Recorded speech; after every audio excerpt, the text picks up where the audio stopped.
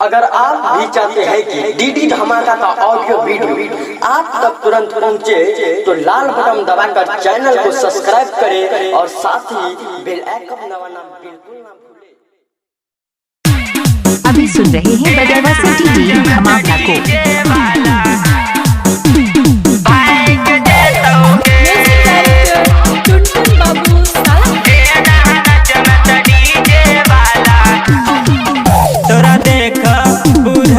के जवानी जाए के जेतोगे, तोरा देख बुढ़बो के जवानी जाए के जेतोगे, हाँ हाँ जाए के जेतोगे।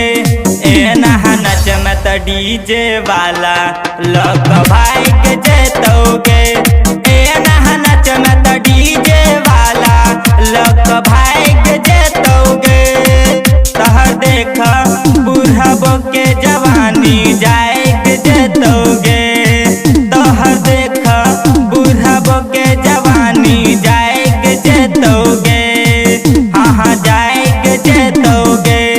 ए नहा नच में तो डीजे वाला लोग भाई के जेतोगे। ए नहा नच में तो डीजे वाला लोग भाई के जेतोगे।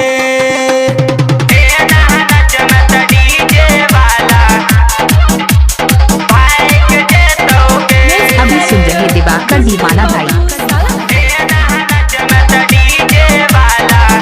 अपना डीजे का नाम रखते तब दुल्हनिया, तोहरा बने तो हम ओई पर गाना जानिया, ओई पर गाना जानिया।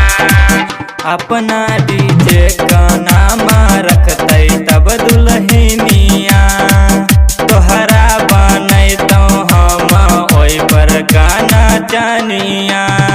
दोनों संतरा पलटरा छौरा दाइब देतोगे, दोनों संतरा पलटरा छौरा दाइब देतोगे, हाँ हाँ दाइब देतोगे।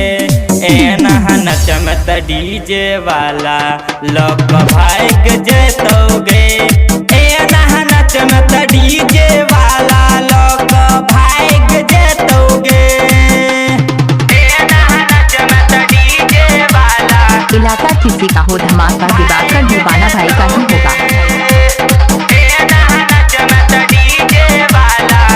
जत जेतो जेतो सब जगल जेतो, बरतियों के संगे संग सरतियों मजा लेतो, मजा लेतो। जत जेतो जेतो सब जगल जेतो, बरतियों के संगे संग सरतियों मजा लेतो। राइटर शंभू अमर अलबेला जवानी दाइब देतोगे, राम रंजित सुनील सवरिया जवानी दाइब देतोगे, हाँ हाँ दाइब देतोगे। ए नहा नच में तो डीजे वाला लोग भाई